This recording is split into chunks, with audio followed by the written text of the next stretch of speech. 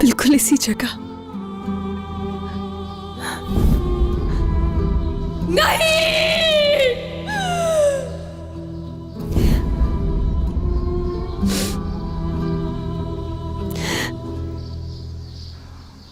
काश उस दिन तुम एक दफा मुड़कर देख लेते मीरा। रियान, मैं तुम्हें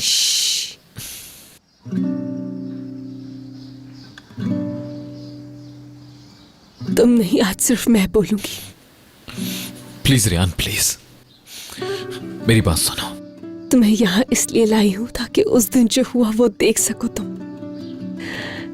और जानते हो, जब तुम यहाँ से चले गए थे तो भी मैं तुम्हारा इंतजार कर रही थी।